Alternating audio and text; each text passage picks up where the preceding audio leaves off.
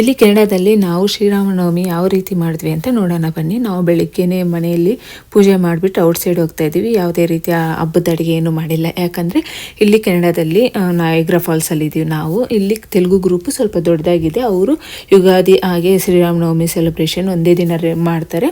So ಅಲ್ಲಿಗೆ ನಾವು ಹೋಗಿದ್ದೀವಿ. ಶ್ರೀರಾಮನವಮಿ ಹಬ್ಬದ ದಿನವೇ ಅವ್ರು ಸೆಲೆಬ್ರೇಷನ್ ಮಾಡ್ತಾಯಿದ್ರು.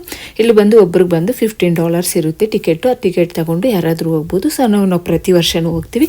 ಇನ್ನು ಅಲ್ಲಿ ಹೋಗಿದ ತಕ್ಷಣ ದೇವ್ರ ಪೂಜೆ ಮುಗಿಸ್ಕೊಂಡು ಆಮೇಲೆ ಅಲ್ಲಿ ಪ್ರಸಾದ ಅಂತ ಹೇಳ್ಬಿಟ್ಟು ಸ್ವಲ್ಪ ಕೋಸಂಬರಿ, ಪಾನಕ, ಮಿಕ್ಸರ್ ಎಲ್ಲ ಕೊಟ್ಟಿದ್ರು. ಅದೆಲ್ಲ ಆದಮೇಲೆ ಪಂಚಾಂಗ ಓದಿದ್ರು. ಪಂಚಾಂಗ ಓದಿದ್ದಾದಮೇಲೆ ಮತ್ತೆ ಪ್ರೋಗ್ರಾಮ್ ಎಲ್ಲ ಸ್ಟಾರ್ಟ್ ಮಾಡಿದ್ರು.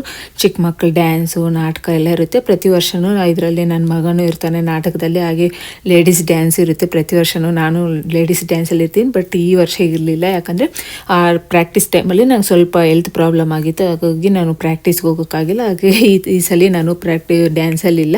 ಸೊ ಅಲ್ಲೆಲ್ಲರೂ ಅದೇ ಹೇಳ್ತಾಯಿದ್ರು, ಈ ಸಲ ನೀನು ಮಿಸ್ ಆಗಿದೆ ಅಂತ ಹೇಳ್ಬಿಟ್ಟು. ಇನ್ನೆಲ್ಲ ಪ್ರೋಗ್ರಾಮ್ ಎಲ್ಲ ಆದಮೇಲೆ ಒಳ್ಳೆ ಹಬ್ಬದ ಊಟ ಚೆನ್ನಾಗಿತ್ತು. ಒಳ್ಳೆ ಊಟ ಕೊಟ್ಟಿದ್ರು. ಊಟ ತಿನ್ಕೊಂಡು ಇನ್ನು ಮನೆಗೆ ವಾಪಸ್ ಬಂದು ಮಕ್ಕಳಂತೂ ತುಂಬ ಚೆನ್ನಾಗಿ ಆಟ ಆಡಿದ್ರು. ಇಲ್ಲಿ ತುಂಬ ಚೆನ್ನಾಗಿತ್ತು. ನೆಕ್ಸ್ಟ್ ಎಲ್ಲಿಗೆ ಹೋದ್ವಿ ಏನೋ ಅಂತ ಹೇಳ್ಬಿಟ್ಟು ನೆಕ್ಸ್ಟ್ ವೀಡಿಯೋ ಕಂಟಿನ್ಯೂ ಮಾಡ್ತೀನಿ.